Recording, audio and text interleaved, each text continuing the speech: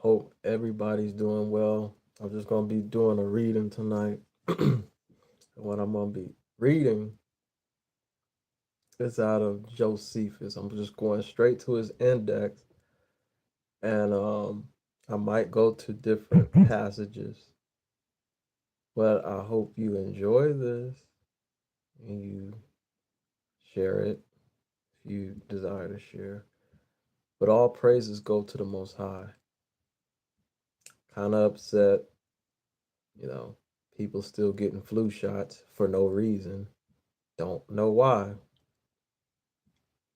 But all you can do is pray for your family and friends, right? And share the truth.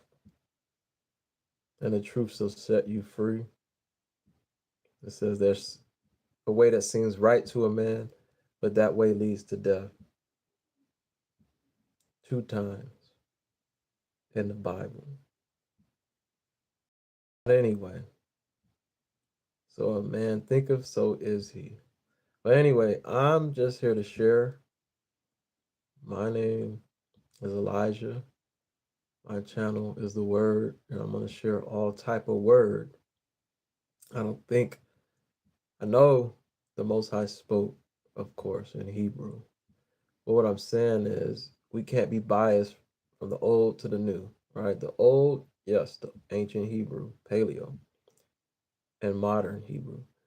The Greek, I'm sorry, the New Testament, the Greek, right? And there is some New Testaments that are going to be found and are found that are in Hebrew. But yeah, I'm here to share, and so I'm going to share, right?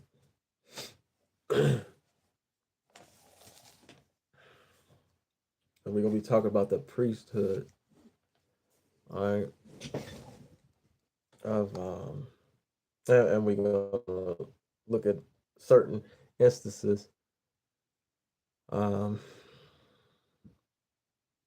where Gentiles helped the Israelites. Okay. um Starting off in the works of Flavius Josephus, right? I'm in the index. um and F, Thanksgiving. I'm sick of that stuff. But praise the Most High for those that give honor and glory to Him, not today, but on the Shabbat day and on His high holy days, right? Um, but anyway, forget Thanksgiving, which is totally wicked. Okay, so anyway, let me read this index for you guys. It says here, festivals of the Hebrews. It says Antiquities 3:10:1. It says festivals of the Hebrews, great ones. Okay, so there's 3 great ones.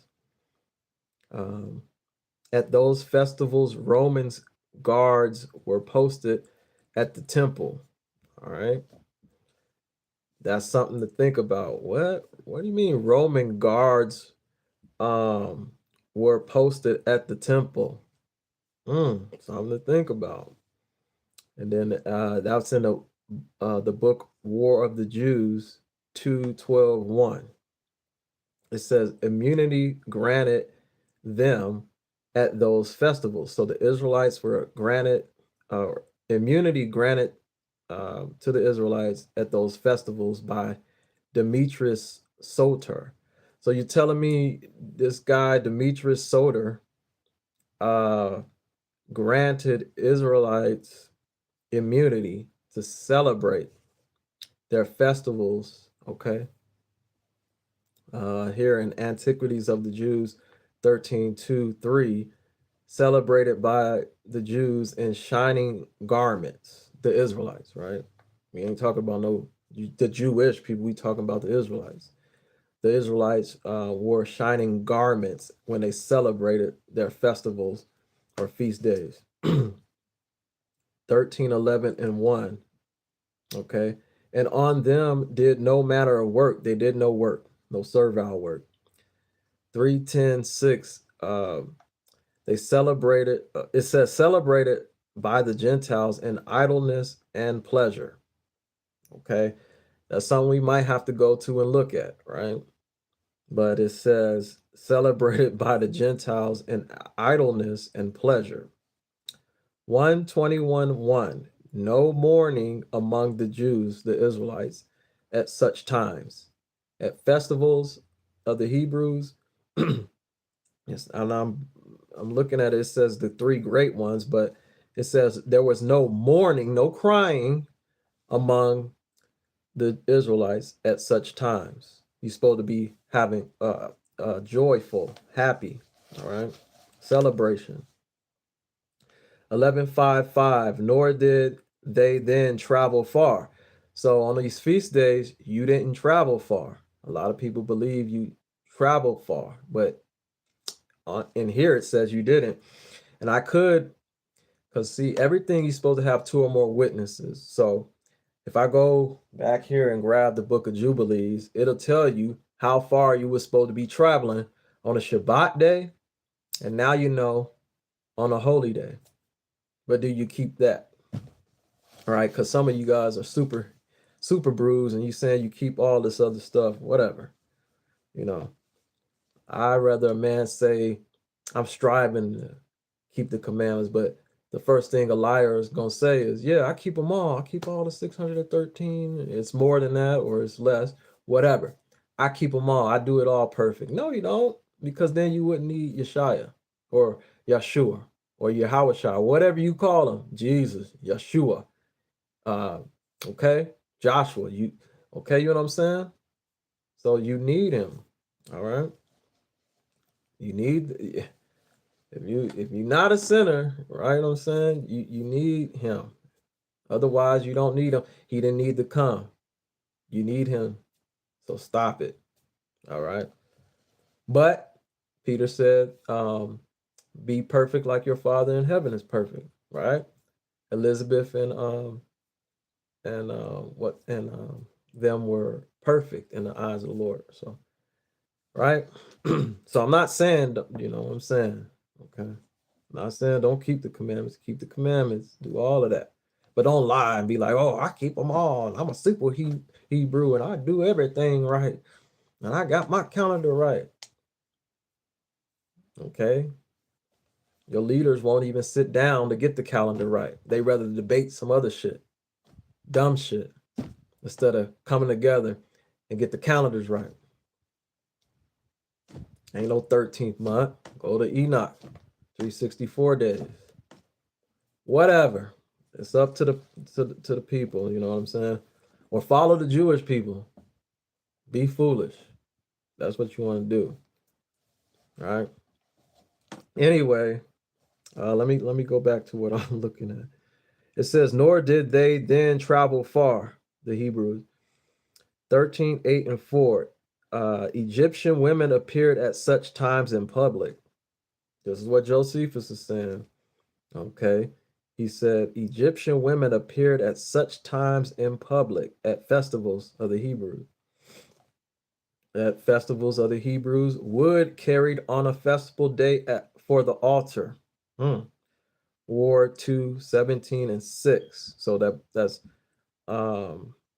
book 2, I think chapter 17, paragraph 6.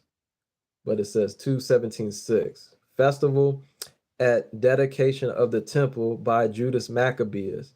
Antiquity of the Jews 12:7.7, right? So I was just reading a rundown of that real quick. But I do want to look at some stuff because I'm going to look at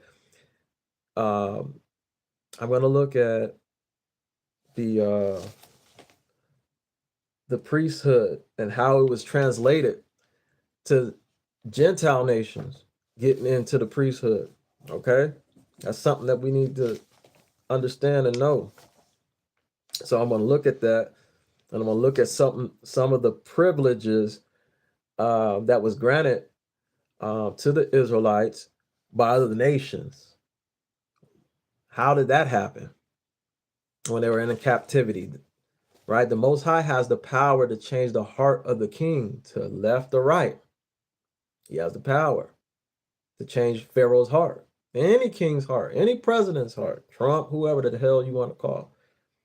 He has the power to turn it left to right, Obama, whoever the hell, to get his job accomplished, right? Even the Most High used the lion spirit to get his work accomplished. But anyway, let's look at this. It says 3 great ones. So I'm looking at the festivals, Roman guards were posted at the temple.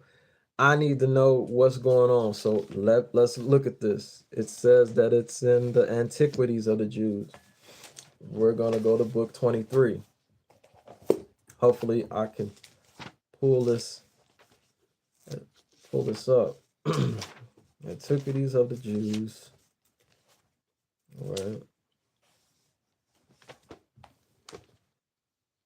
And it says 23. 4. I think it says 20. Yeah, 23, 4 and 3. If I'm right. But I could have sworn it was not a 20. Let's see. Am I saying that right? Or I think it's 2:12. Hold on. Sorry, I should have wrote all this down. We'll sit here and get it though. 2:12.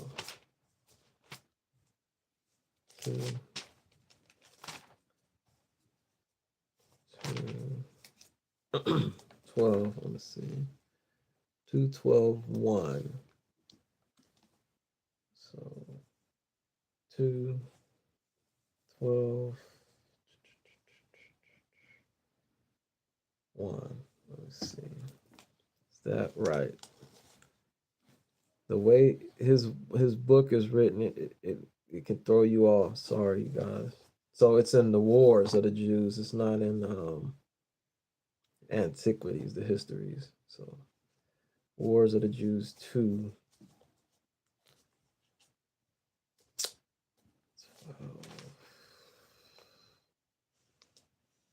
2. Where's 12 at? 2. That's 1. This is 2. It says 12. Why is it not? War 2:12:1. I don't see that right there. What does this say? Demetrius Soter. Let me see.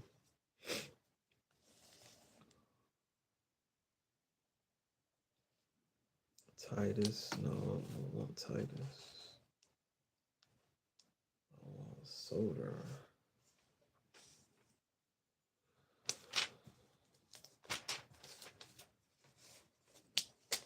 See, this is book 5. Okay. Guess their books are so big. 2. Okay, we got 2 now. 2. Come on, give me 12. 6. Oh, chapter 12. Okay, book 2, chapter 12.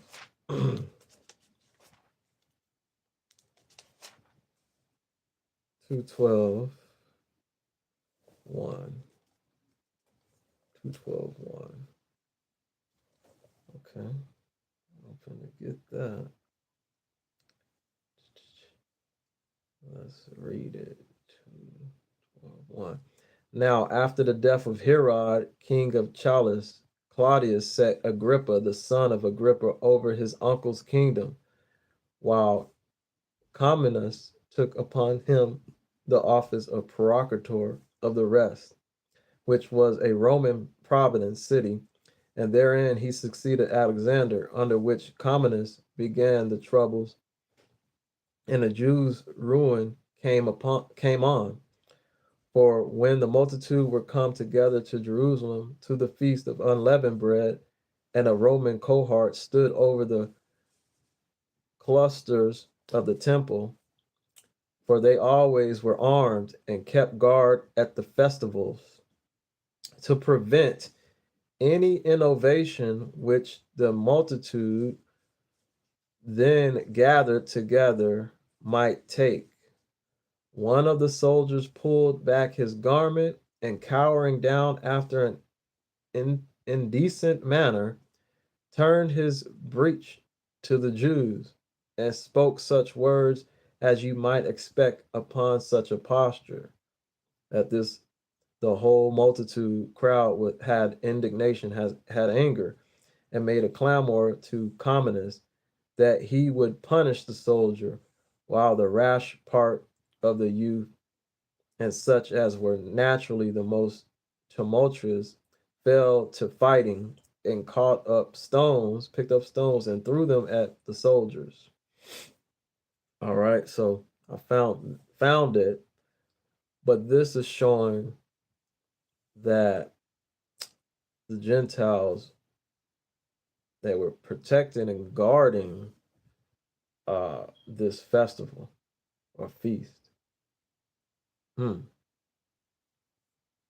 I'm going to read on a little bit. It says, upon which Commodus was afraid if all the people should make an attack on him, and sent to call for more armed men, police, who, when they came in great numbers into the cloisters, the Jews, the Israelites, were in a very great consternation position, and being beaten out of the temple, they ran into the city, and the violence with which they crowded to get out was so great that they trod upon each other. They stampeded upon each other and squeezed one another till 10,000 of them were killed, and so much that the feast became the cause of mourning, crying to the whole nation, and in every family lamented. They cried. Their own relations, their own family, they cried. Okay. Okay, so I'm gonna read this one more time. And this is showing, because I went to the index, the festivals of the Hebrews. It says there's three great ones. There's three great feasts, celebrations of the Hebrews. At those festivals, Roman guards were posted at the temple. Roman guards were posted at the temple. Interesting. That is interesting. So this is an instance, and I'm just reading it, okay? So again, now after the death, it says in chapter 12, many tumults under Commodus, many tumults, riots, seditions, which were composed by Quatertus. Felix is procurator of Judea. Agrippa advanced from Challis to a greater kingdom. Now after the death of Herod, right? Herod was an Edomite, a king of Challis. Claudius set Agrippa, the son of Agrippa, over his uncle's kingdom, while Commodus took upon him the office of procurator of the rest of the kingdom, which was a Roman province, and therein he succeeded Alexander, under which Commodus began the troubles, and the Jews, the Israelites, ruin came on. Their trouble, their tribulation, their affliction came on. For when the multitude, the crowd, were come together to Jerusalem to the feast of unleavened bread. So this happened on the feast of unleavened bread, y'all. And a Roman cohort stood over the clusters of the temple. All right. He stood over the temple. Right. For they always were armed and kept guard at the festivals. They were always there at the festivals, keeping guard, protecting. Right. They're like security to prevent any innovation which the multitude thus gathered together might take. All right. One of the soldiers pulled back his garment, his clothing, and covering down, and cowering down after an indecent manner, a decent way, turned his breeches to the Jews and spoke such words as you might expect upon such a posture. All right. So this is some heathen showing his behind out there. All right. But that's just one instance, right? And I'm just showing you they were guarding a feast, or they were posted at the temple during a festival time. And then when you read on, you learn that uh, the Israelites killed themselves um, by stampeding um, over each other, stepping on each other, crushing each other, trying to get out.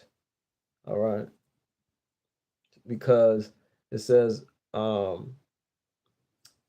they started picking up stones and threw at the soldiers, the Roman soldiers, upon which Commodus was afraid if all the people should make an assault attack upon him, and sent to call for more armed men, who, when they came in great numbers into the cloisters, the Jews were in a very great consternation, and being beaten out of the temple, they ran into the city, and the violence with which they crowded to get out was so great that they trod upon each other and squeezed one another till 10,000 of them were killed, and so much that this feast, right, the feast of unleavened bread, became the cause of mourning to the whole nation, and every family cried, all right, in their own relations, all right. I'm just reading that part. I could read on further, um, but I'm gonna leave that, right. That's enough for now, right. Then it says here, immunity granted to them at those festivals by Demetrius Sotar. Let's let's um let's check that out. Let's see if I can find that real quick. It says antiquity, so it says the histories of the Jews 13. Let me find it. 13. It says book 13. 13 13, 2 and 3. Let's get it. 13, 2 and 3. 13. Make sure 2 and 3. Okay. And I'm going to read the little summary of the chapter. It says, how Alexander Bala, in his war with Demetrius, granted Jonathan many advantages and appointed him to be high priest and persuaded him to assist him, although Demetrius promised him greater advantages on the other side concerning the death of Demetrius. All right, so we're going to read this. So 13, book 13, chapter 2, paragraph 3. When Jonathan had received this letter, he put on the pontifical robe at the time of the Feast of Tabernacles. So now we know what feast it was. Is the Feast of Tabernacles. There's a note there. I might read it after. Feast of Tabernacles. 4 years after the death of his brother Judas, for at that time no high priest had been made. So he raised great forces and had abundance of armor got ready. This greatly grieved Demetrius when he heard of it, and made him blame himself for his slowness, that he had not prevented Alexander and got the goodwill of Jonathan, but had given him time so to do. However, he also himself wrote a letter to Jonathan and to the people, the contents whereof are these: King Demetrius to Jonathan and to the nation of Israelites sendeth greeting, since you have preserved your friendship for us, and when you have been tempted by our enemies, you have not joined yourselves to them.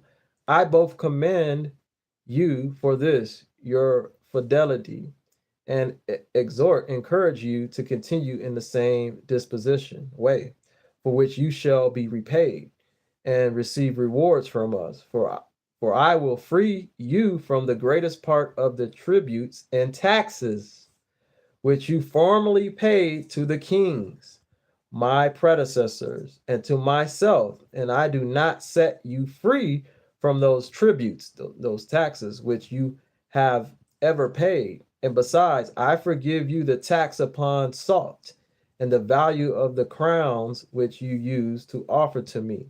And instead, on the third part of the fruits of the field and the half of the fruits of the trees, I relinquish my part of them from this day.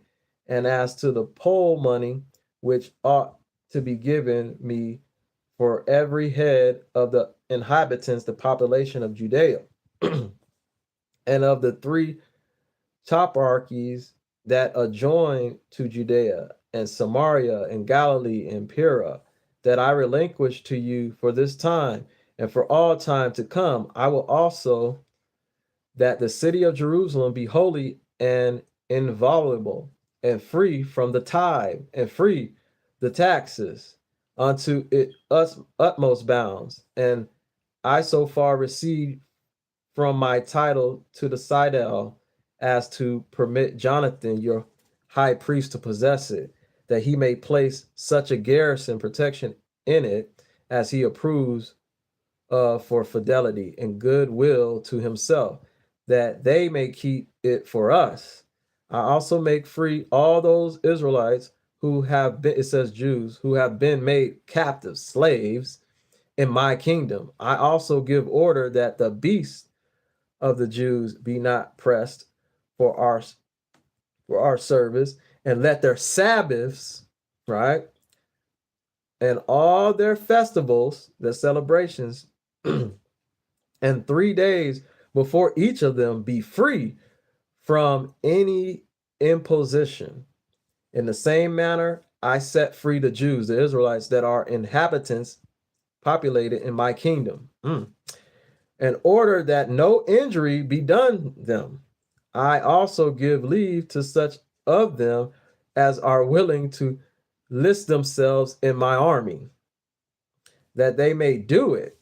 And those as far as 30,000, which Jewish soldiers, Israelite soldiers, who wheresoever they go, shall have the same pay, same money that my own army has.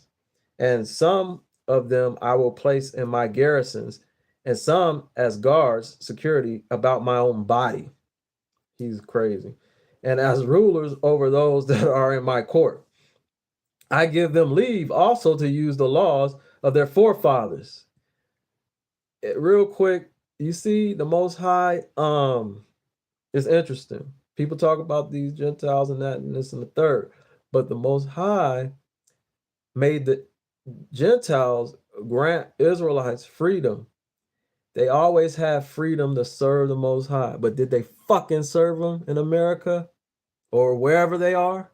No, they didn't. They was too busy sinning. And some of them do, but all I'm saying is, look, the Most High gave us chances in Gentile kingdoms to keep our feast days. Anyway, let me go back. It says, I give them leave also to use the laws, the commandments of their forefathers, and to observe them, to do them.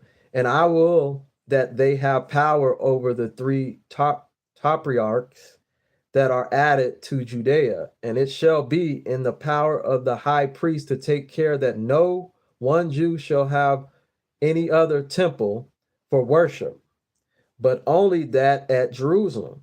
I bequeath, I ask also out of my own revenues, money, yearly, that means annually, for the expenses about the sacrifices, 150,000 drachmae, and what money is to spare, I will that it shall be your own. You can have it. I also release to you those 10,000 drachmae money which the kings receive from the temple, because they are pertain to the priests that minister to that temple, And whosoever shall fly to the temple at Jerusalem, or to the places thereto belonging, or who owe the king money, or are there on any other account, let them be set free, and let their goods be in safety. I also give you leave, allowance to repair and rebuild your temple, your church, your body, and that all be done at my expenses, through my money. I also allow you to build the walls of your city. This is a fucking Gentile, Israel. And to erect high towers, and that they be erected at my charge, on my dime. And if there be any fortified, protected town that would be convenient for the Jewish country, the Israelite nation, to have very strong, let it be so built, created at my expenses through his money. This is Demetrius, okay? 4. This is what Demetrius promised and granted to the Jews, the Israelites. But this letter, period.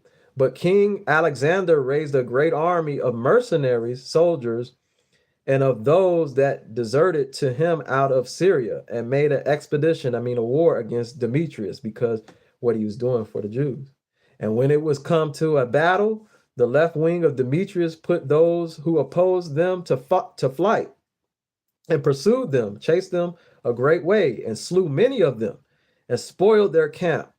But the right wing, this is funny, the left and the right, the Democrat, the Republican, anyway.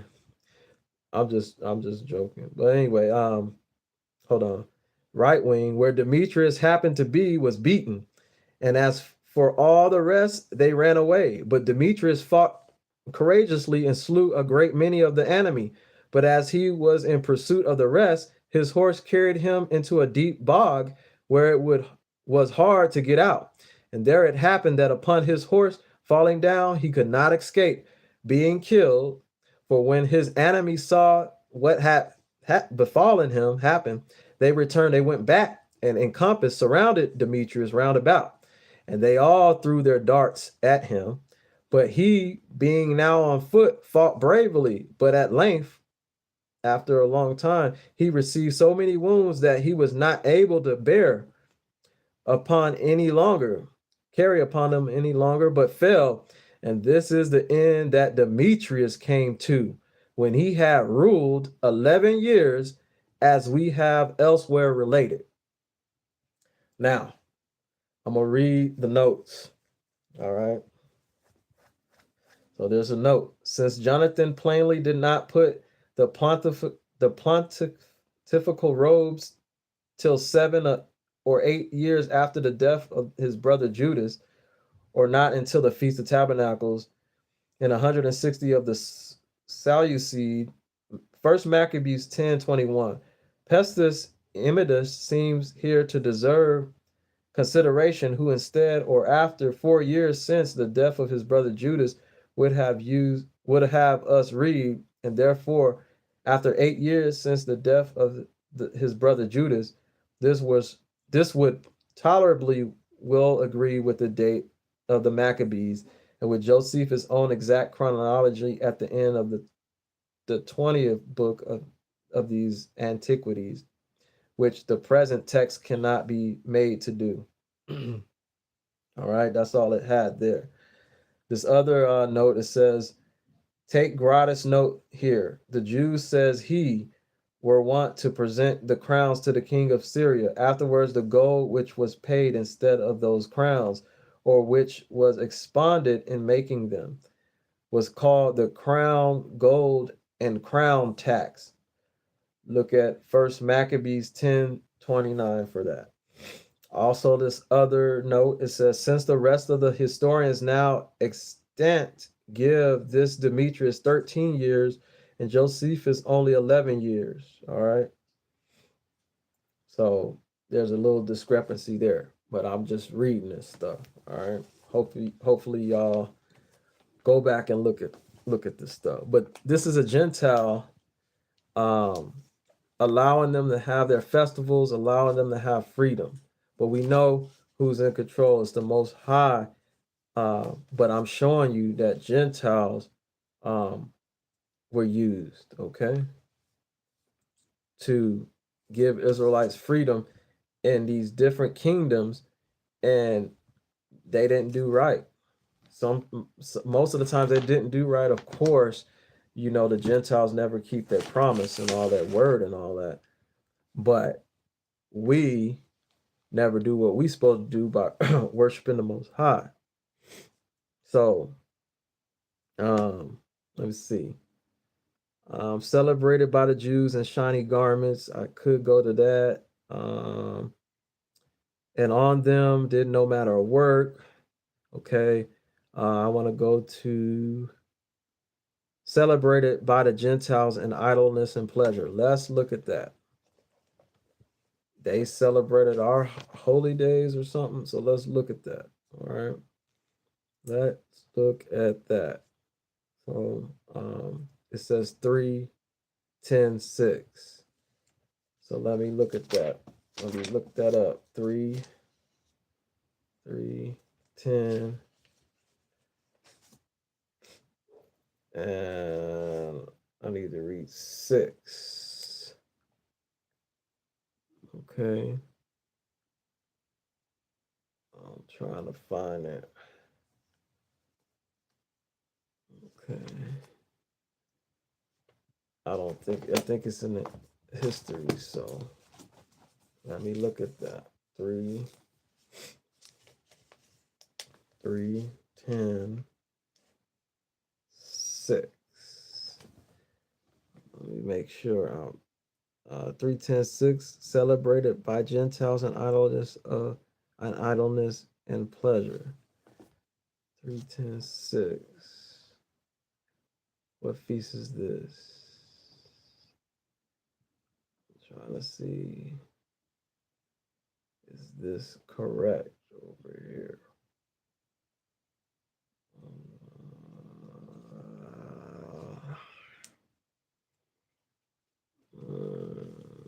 I don't think that's it. Maybe it's 1:2:1. Let's see. It might be 3:10:6. Let's see. 1:2:1. It's hard to see this stuff. Okay, let's see. 1, 2. No, that's not it. 3:10:6. This is just giving me a feast, but I want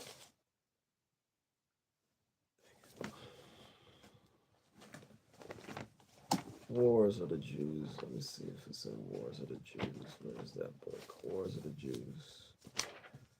1:2:1.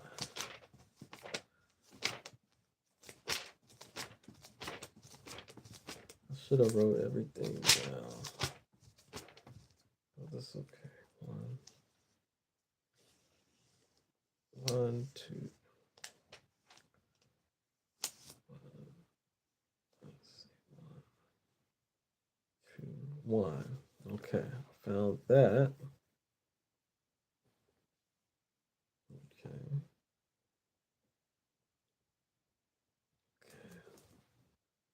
1:2:1. No mourning among the Jews at such times. Okay. Let me read this. I don't know if this is correct. It says here, when Jonathan, who was Judas's brother, succeeded him, he behaved himself with great circumspection in other respects with relation to his own people, and he corroborated his authority by preserving his friendship with the Romans. He also made a league connection with Antiochus the son. Yet was not all this sufficient for his security. For the tyrant Trypho, who was guardian to Antiochus' son, laid a plot against him, and besides that endeavor, he planned to take off his friends and caught Jonathan by a wile, as he was going to Ptolemais to Antiochus with a few persons in his company, and put him in chains, and then made an expedition against the Jews. But when he was afterward driven away by Simeon, who was Jonathan's brother, and was enraged at his defeat. He put Jonathan to death. Mm. That's not it, though. That's not what I'm looking for. That's not what I'm looking for. That's not it. And they made this complicated. Let's see, 3.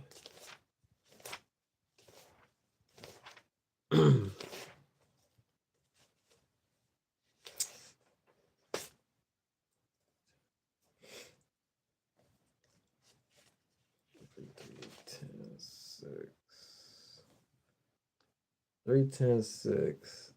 Okay, it says, hereupon Titus sent one of the horsemen to his father and let him know the good news of what he had done, and which as was natural. He was very joyful, both on account of the courage of glorious actions of his son, for he thought that now the greatest part of the war was over. He then came thither himself and set men to guard the city, and gave them command to take care that nobody got privately out of it, but to kill such as attempted so to do, to get out of the city. And on the next day he went down to the lake and commanded the vessels should be fitted up in order to pursue those that had escaped in the ships. These boats were quickly gotten ready accordingly, because there were greatly plenty of materials and a great number of artificers also. Hmm. That's not it. That's not it. It's supposed to be it, but that's not it.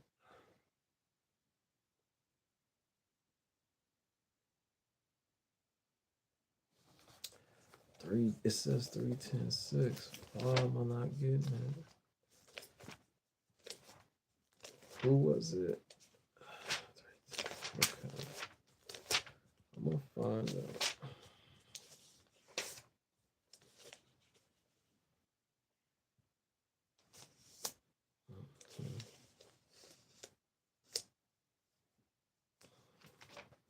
It might be in the histories like I was at, and I'm not.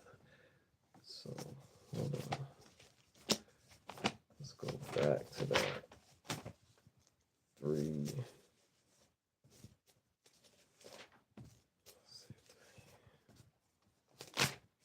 3:10:6. It says when a week of weeks has passed over after the sacrifice, which weeks contain 40 and 9 days, on the 15th day, which is Pentecost, what is called by the Hebrews Asherah, Asarah, which signifies Pentecost. They bring to God the Most High a loaf made of wheat flour, of 10 deals, with leaven. And for sacrifices they bring 2 lambs. And when they have only presented them to the Most High, they are made ready for supper for the priest, nor is permitted to leave anything of them till the day following. They also slay 3 bullocks for a burnt offering, and 2 rams, and 14 lambs, and 2 kids of the goats for sins. Nor is there any one of the festivals, but in it they offer burnt offerings. They also allow themselves to rest on every one of them. Accordingly, the law prescribes in them all what kinds they are to sacrifice, and how they are to rest entirely, and must slay sacrifices in order to feast upon them. So that one's just showing the feast day. I need this. Celebrated by the Gentiles in idleness and pleasure. Where is that? It says 3:10:6 or 1:21. Oh, I see. I see what happened. Okay. All right. Let's see what happened. The War of the Jews won 21-1. That's the problem. 21-1.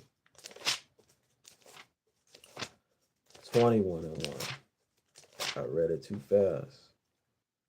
I'm going to read the summary. It says, of the temple and cities that were built by Herod the Edomite and erected from the very foundations, as also of those other edifices that were erected by him, and what magnificence he showed to foreigners, and how fortune was in all things favorable to him.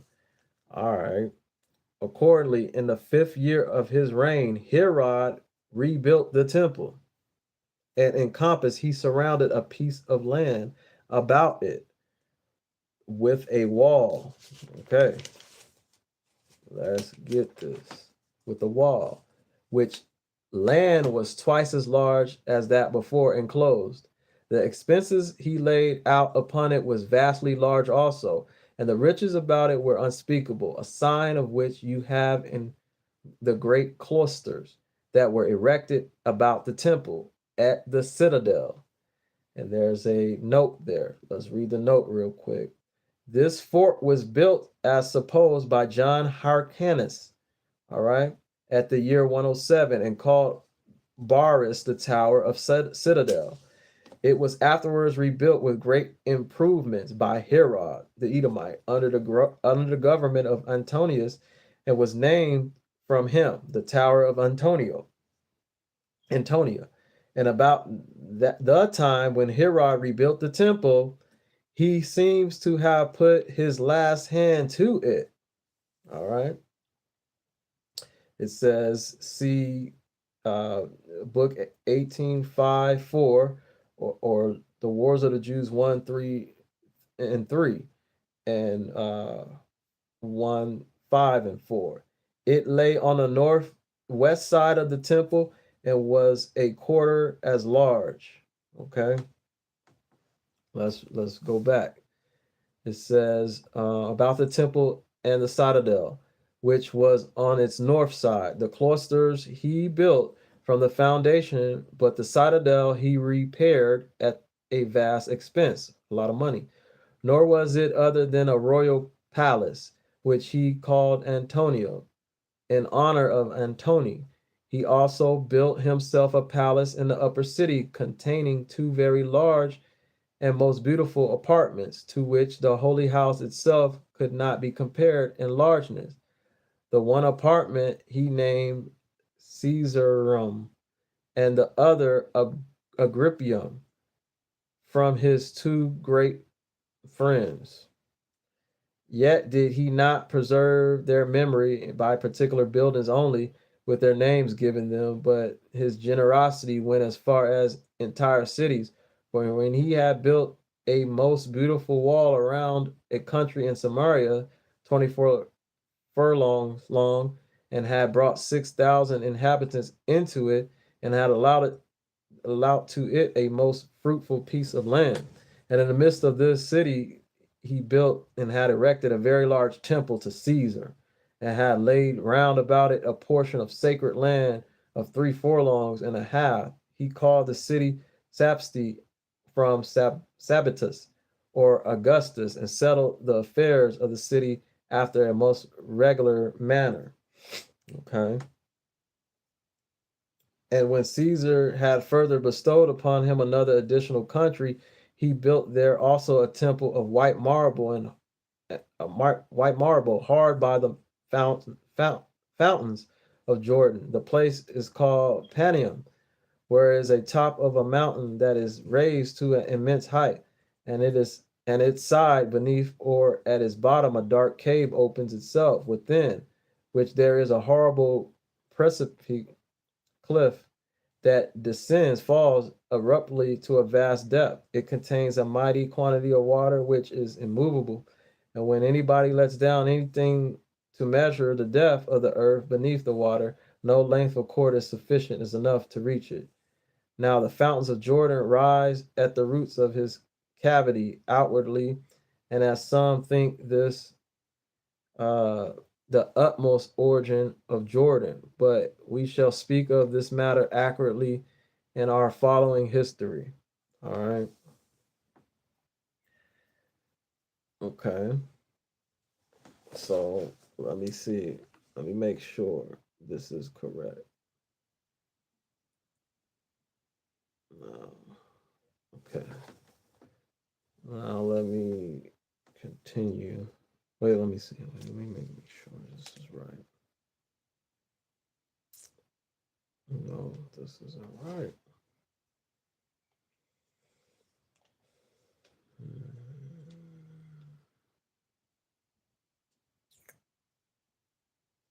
Okay.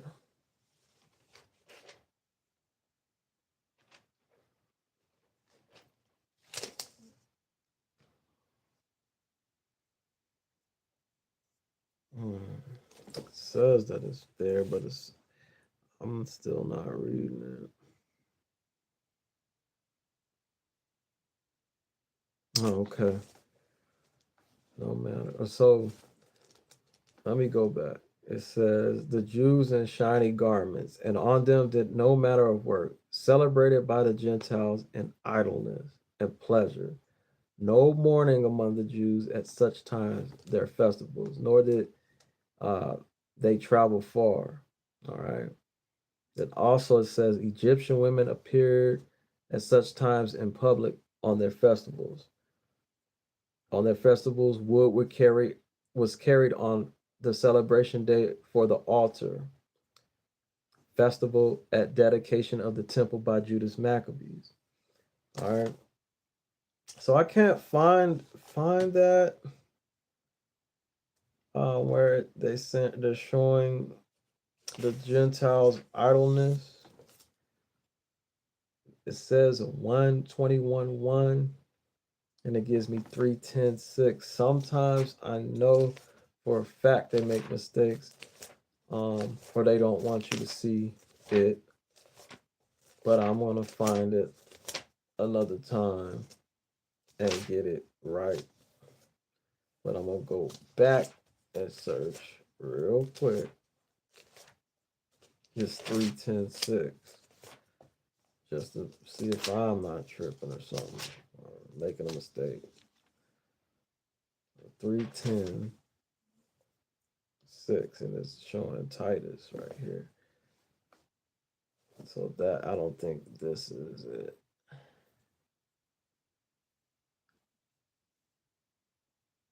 Hmm. This is showing Titus.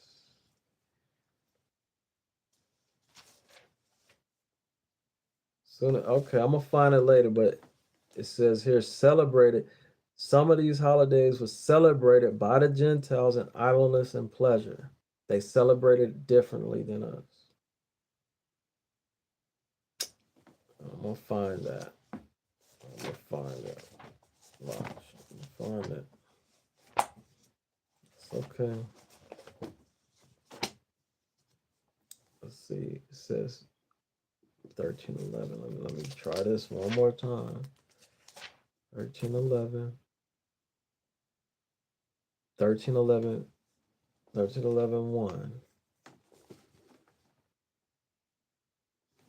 Okay. 13:11:1. Hmm. 13. Book 13:11:1. All right. So it says how Astrobulus, when he had taken the government, first of all put a diadem on his head, a crown, and was more barbarously cruel to his mother and his brethren, and how after he had slain Antagonist himself and himself died. That don't sound right. Why doesn't that sound right? But it's supposed to be an antiquity, so he said they're saying it was a celebration here. Oh, okay. Let me read this then.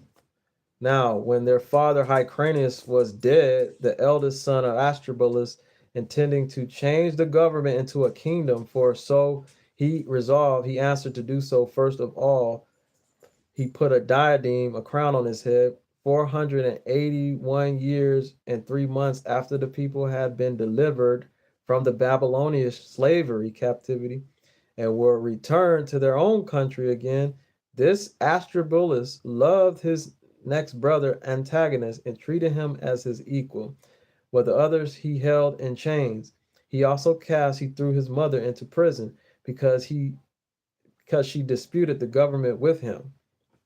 For Hyrcanus had left her to be mistress of all. He also proceeded to the degree of barbarity as to kill her in prison with hunger. No, he was alienated from his brother antagonist by calumnies, and added him to the rest whom he killed. Yet he seemed to have an affection of him, and made him above the rest a partner with him in the kingdom. Those calumnies, rumors, he at first did not give credit to, partly because he loved him, and so did not give heed. He didn't listen to what was said against him, and partly because he thought the reproaches were derived from the envy of the relators. But when Antagonus was once returned, come back from the army, and that feast was then at hand when they make tabernacles. So this was the feast of tabernacles here to honor to the honor of God, it says to the honor of the Most High.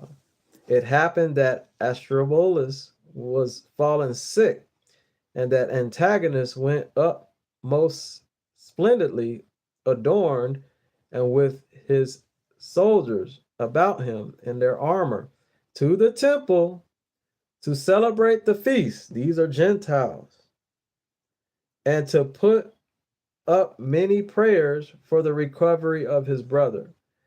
When some wicked persons who had a great mind to raise a difference between the brethren made use of this opportunity of the pompous appearance of Antagonist and of a great action which he had done, and went to the king and spitefully aggravated the pompous of his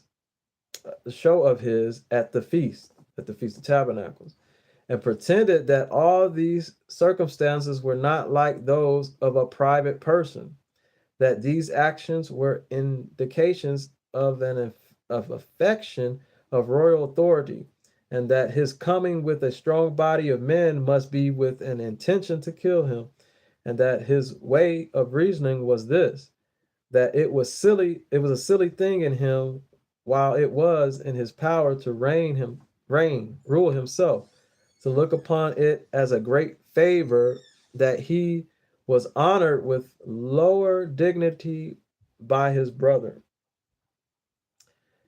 Astrobulus yielded to these imputations, but took care both that his brother should not suspect him, and that he himself might not run the hazard of his own safety. So he ordered his guards to lie in a certain place that was under guard and dark. He himself then lying sick in the tower which was called Antonia or Anthony, he commanded them that in case antagonists came in to him unarmed, they should not touch anybody, but if armed, they should kill him. Still did he send to antagonists and desired that he would come unarmed, but the queen and those that joined with her in the plan against antagonists, persuaded the messenger to tell him the direct contrary, the opposite, how his brother had heard that he had made himself a fine suit of armor for war, and desired him to come to him in that armor that he might see how fine it was. So antagonist, suspecting not no treachery, but depending on the goodwill of his brother, came to Astrobulus armed as he used to be with his entire armor in order to show it to him.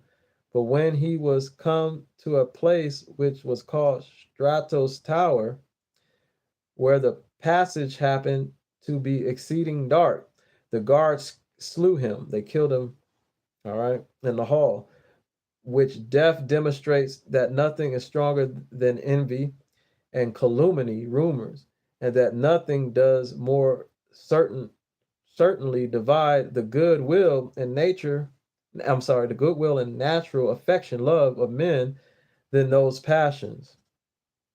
All right. But here one may take occasion to wonder at one Judas, who was of the sect of the Essenes, and who never missed the truth in his predictions, For this man, when he saw antagonists passing by the temple, the body, the church, cried to his companions and friends who lived with him at his scholars.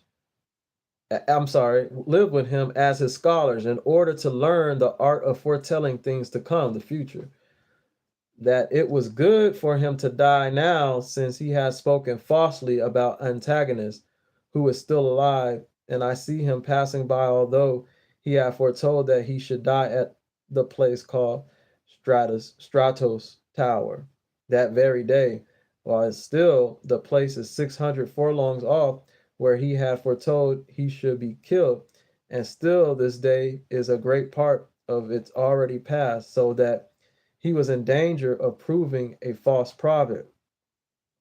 As he was saying this, and that in melancholy mood, the news came that Antagonist was killed in a place underground, which itself was called also Stratos Tower, or of the same name, with the Caesarea, which is seated at the sea. This event put the prophet into a greater disorder. Um, and I'm gonna leave it there. All right, I'm gonna leave it there. But I found the place celebrated by the Gentiles and idleness and pleasure. All right. So that was 13, 11, and 1. All right. So it says here we learn that the Essenes pretended to have rules whereby men might foretell things to come, and that this Judas the Essene taught those rules to his scholars, but whether their pretense were of an astrological or magical nature, which yet in such religious Jews, Israelites who were utterly forbidden such arts, is no way probable, or to any Beth Cole spoken of by the later rabbis or otherwise. It says they cannot tell. They can't understand that. All right. Um, yeah. And then it says here festivals of the dedication of the temple by Judas Maccabees. I'm not gonna go there, but it's in Antiquities of the Jews 12:7:7. All right. I'm gonna go to 13:8 and 4 real quick. Let's do that. 13:8:4. 13:8:4. Let's see. 13:8 and 4. Interesting. It's weird that 13:8 and 4 says never did any travel far. So is this telling me? Oh, that's why. 13. That's that. Okay. So let's just show the Jews didn't travel far on a feast day. I'm just going to cut to it. So 13:8 and 4. Now I found it. That's why. Okay, 13:8 and 4. All right, we're gonna read it. We're gonna read it. So it says, when Antiochus had erected a trophy at the river of Lycus upon his conquest of Endates, the general of the Parthians, he stayed there 2 days, and it was at the desire of Hyrcanus, the Jew, the Israelite, because it was such a festival, right? Derived to them from their forefathers, whereupon the law of the Jews, the Israelites, did not allow them to travel. All right, so you don't even supposed to be traveling. And truly, he did not speak falsely in saying so. For the festival which we call Pentecost did then fall out to be the next day to the Sabbath.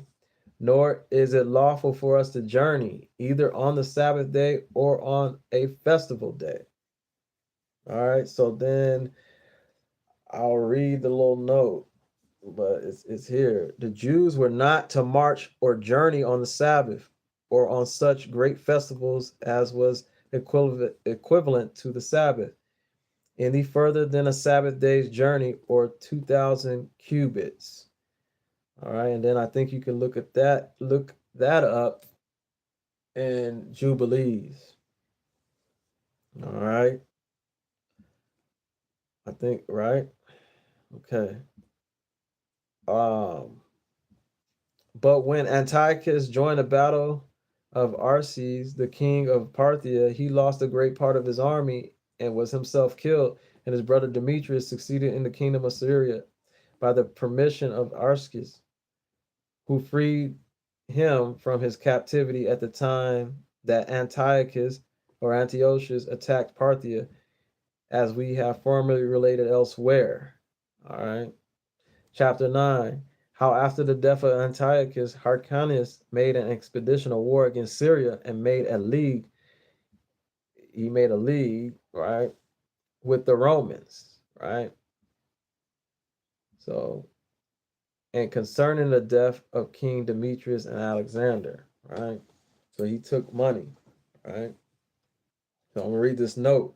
This account of the Idumeans omitting circumcision and the entire Jewish law from this time or from the days of Hyrcanus is confirmed by the entire history afterwards. All right, the opinion of Josephus made by the proselytes of justice or entire Jews as here and elsewhere. However, Antigonus, the enemy of Herod, though Herod were derived from such a proselyte of justice for several generations, will allow him to be no more than a half Jew. So Herod, you know what I'm saying? We know that he was an Edomite, but it's just showing that he was a half Jew. All right. And then um it's more to speak about even in that comment, but I'm not gonna read that whole thing. Or maybe I should. He's nothing more but a half Jew.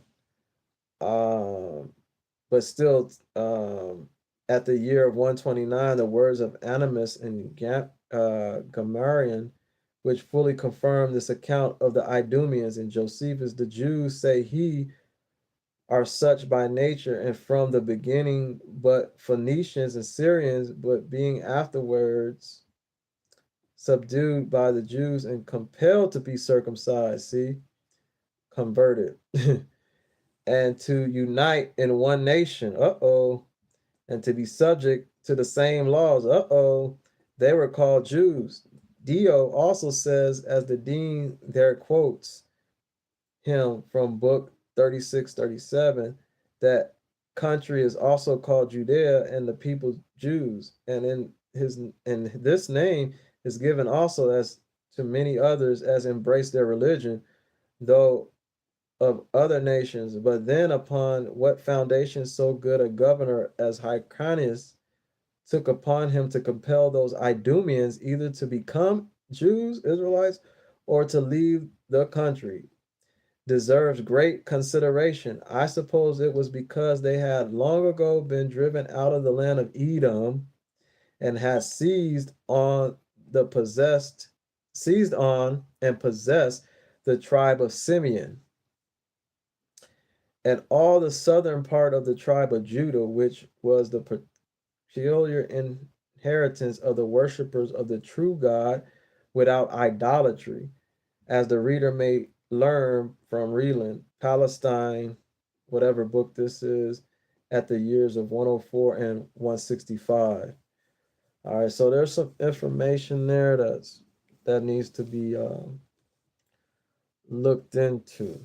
All right, but Hyrcanus, but it says here Hyrcanus took also Dora and Marissa, cities of Idumea, and subdued all the Idumeans and permitted them to stay in that country if they would circumcise their genitals and make use of the laws of the Israelites. This is a conversion.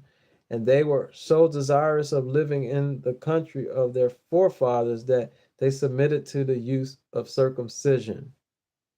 and the rest of the Jewish ways of living, at which time, therefore, this befell them, happened to them, that they were now and after no other than Jews.